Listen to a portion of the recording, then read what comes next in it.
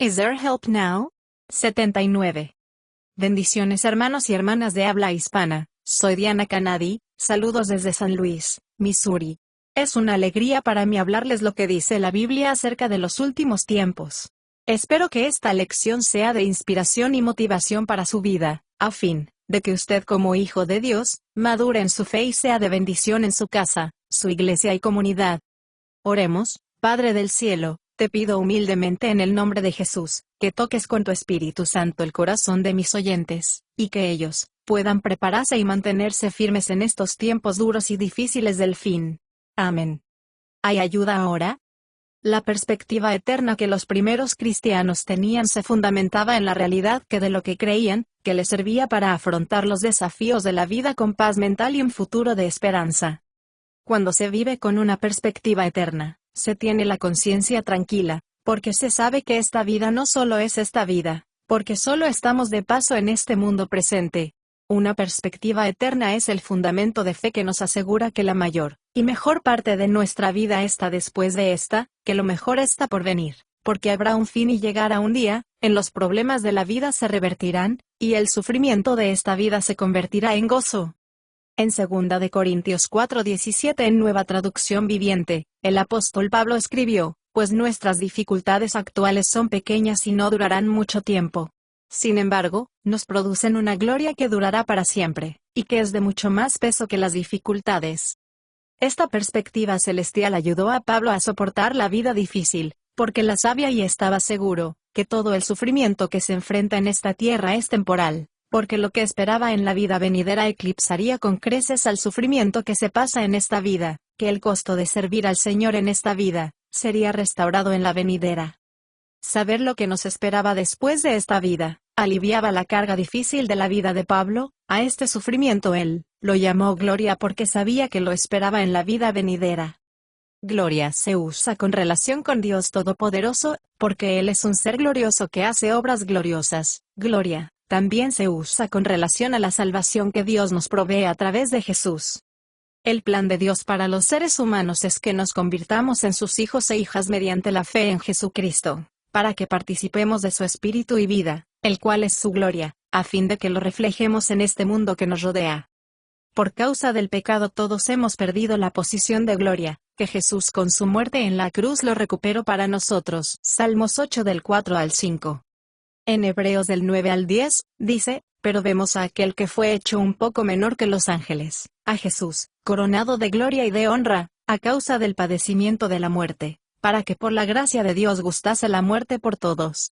Porque convenía a aquel por cuya causa son todas las cosas, y por quien todas las cosas subsisten, que, habiendo de llevar muchos hijos a la gloria, perfeccionase por aflicciones al autor de la salvación de ellos. Ahora participamos de la gloria de Dios, a través de su Espíritu y su vida que moran en nosotros, y somos restaurados progresivamente por su Espíritu para que seamos santos y obedientes. 2 de Corintios 3:1. Cuando nuestros cuerpos sean finalmente glorificados, y vivificados con su Espíritu y su vida para ser inmortales e incorruptibles con la resurrección de los muertos. Filipenses 3:20. La Biblia usa la palabra gloria para referirse al cielo, a la vida después de esta vida, tiempo en que veremos al Señor cara a cara, y moraremos con Él llenos de gozo y felicidad que nunca habíamos experimentado en esta vida presente. Salmos 63:24. En las conferencias pasadas hemos estado hablando mucho sobre la gloria futura, es decir, la vida venidera y el cumplimiento del plan de Dios de rescatar a su familia de hijos e hijas para que lo glorifiquen plenamente, y vivan con Él en un mundo libre de tristeza, dolor y muerte. De allí surge la pregunta, ¿no hay ayuda ahora para nosotros? Para responder a esta pregunta, debemos comprender la dura realidad de la vida en esta tierra maldita por el pecado, y cómo lo que Dios está obrando para lograr en nuestras vidas sean perfeccionadas. No existe vida sin problemas en este mundo caído. Las cosas buenas y malas están a la orden del día. Desde que Adán, el primer hombre, pecó, la maldición de corrupción y muerte se extendió en toda la raza humana y toda la tierra fue contaminada. Juan 16:33, Mateo 6:19, Génesis 2:17 al 19, Romanos 5:12. Desde entonces vivimos sufriendo las consecuencias de esta maldición, y por eso todas las cosas se corroen y descomponen, y nuestros cuerpos mortales están sujetos a enfermedades, envejecimiento y muerte, y nos movemos a diario en medio de personas peligrosas, egoístas, corruptas y malvadas. La gente quiere saber por qué suceden las cosas malas. ¿Por qué hay tanto sufrimiento, tragedia y angustia en el mundo?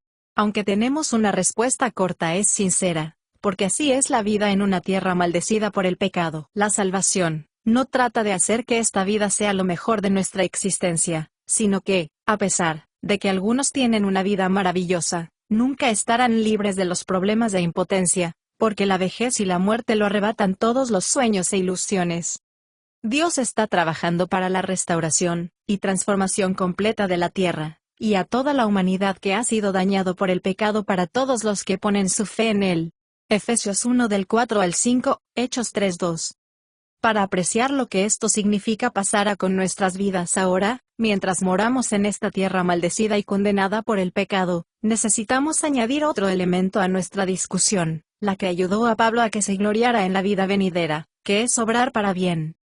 Pablo escribió en Romanos 8:28, que dice, que Dios hace que todas las cosas cooperen para bien y a nuestro favor, y sabemos que a los que aman a Dios, todas las cosas les ayudan a bien, esto es, a los que conforme a su propósito son llamados. Ahora, leamos el contexto de Romanos 8 del 28 al 30, y sabemos que a los que aman a Dios, todas las cosas les ayudan a bien, esto es, a los que conforme a su propósito son llamados. Porque a los que antes conoció, también los predestinó para que fuesen hechos conformes a la imagen de su Hijo, para que Él sea el primogénito entre muchos hermanos. Y a los que predestinó, a estos también llamó, y a los que llamó, a estos también justificó, y a los que justificó, a estos también glorificó. El plan eterno de Dios de tener hijos e hijas santos con un carácter semejante al de Cristo. Jesús es Dios hecho hombre, completamente Dios y completamente hombre.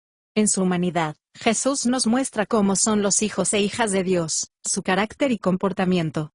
El propósito final de Dios es restaurarnos a la gloria eterna, para que como hijos e hijas lo glorifiquemos plenamente, conforme a Jesús en carácter, comportamiento y cuerpo, y para que vivamos con Él para siempre en esta tierra renovada. Apocalipsis 21:2. Dios es tan grande y glorioso, Él puede hacer que las dificultades de la vida nos sirvan para bien y cumplan su propósito final, y seamos una familia de hijos e hijas semejantes a Cristo en cada parte de nuestro ser y lo glorifiquemos siendo humildes y obedientes. Pablo sabía que el reconocimiento de su gloria aliviaría la carga de su vida, por eso en 2 de Corintios 4:17 escribió, porque esta leve tribulación momentánea produce en nosotros un cada vez más excelente y eterno peso de gloria, queriendo decir, que los problemas de la vida producen una gran gloria que durará para siempre. El mayor ejemplo de cómo Dios obra usando el mal para bien, se fundamenta en su propósito eterno de su crucifixión, que fue orquestado por Satanás y llevado a cabo por hombres malvados llenos de odios. En Lucas 22:3 dice, que, a este evento terrible de su crucifixión, el Señor lo usó para traer salvación a todos los que se humillan y se arrodillan ante Dios Todopoderoso, el Señor Jesucristo. En Hechos 2 del 22 al 23, el apóstol Pedro describió la crucifixión de Jesús con estos términos: varones israelitas, escuchen estas palabras, Jesús de Nazaret, varón aprobado por Dios entre ustedes con milagros, prodigios y señales que Dios hizo entre ustedes por medio de él, como ustedes mismos saben, a este Jesús, entregado según el plan determinado y el previo conocimiento de Dios, lo crucificaron y mataron por manos de impíos. Dios Todopoderoso sabía lo que iba a suceder antes de que sucediera, por eso, lo incorporó a su plan de redención para una familia.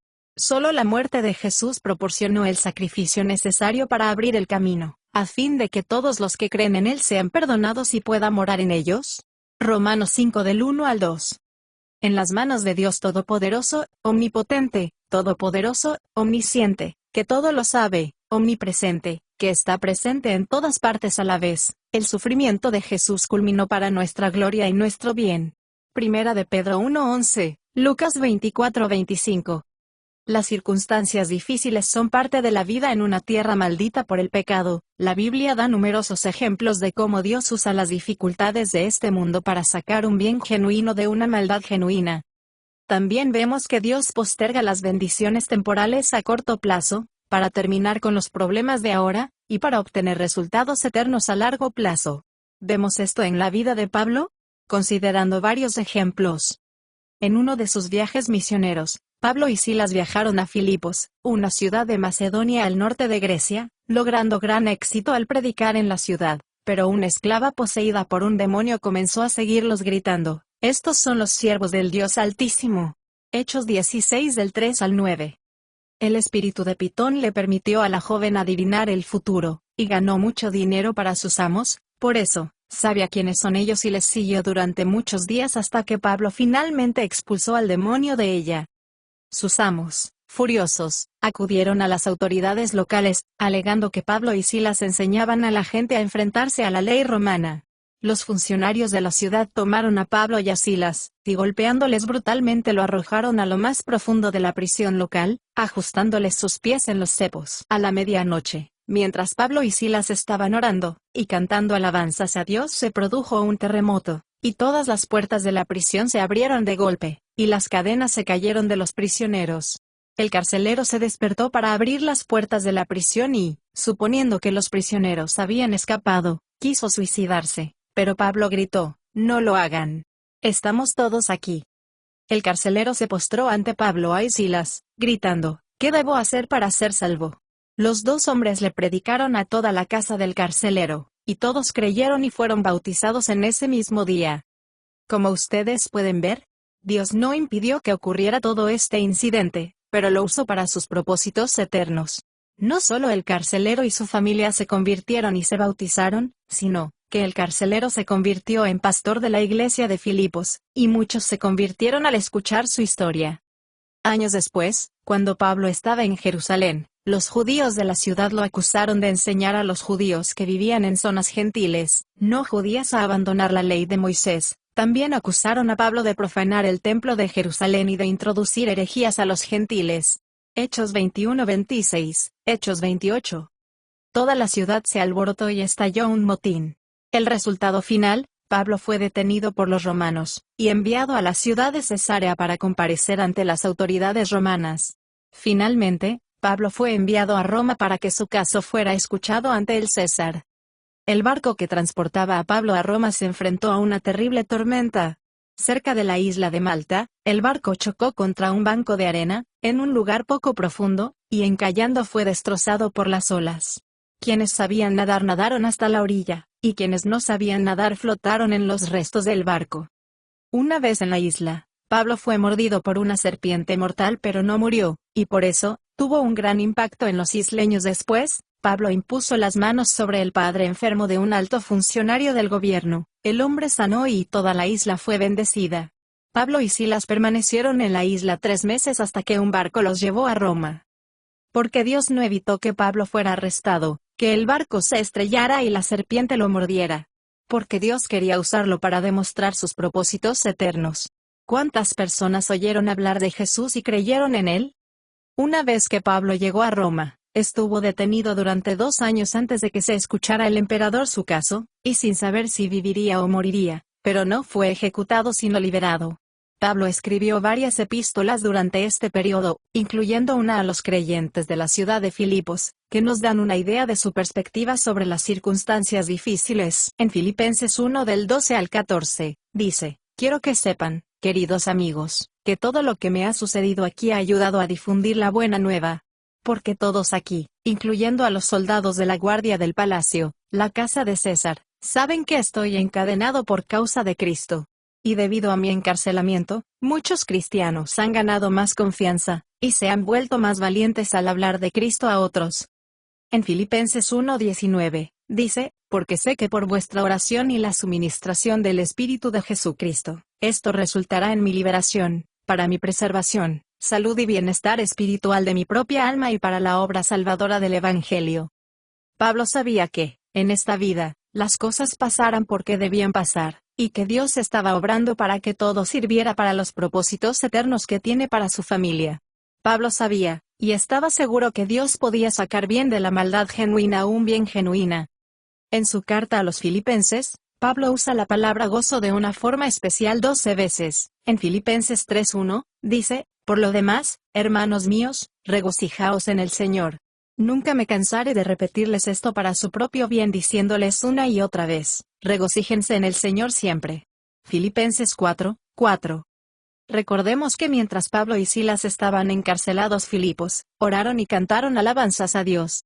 Hechos 16:25, cuando a bordo del barco que naufragó rumbo a Roma, Pablo dijo a la tripulación que se animaran y recobraran el ánimo.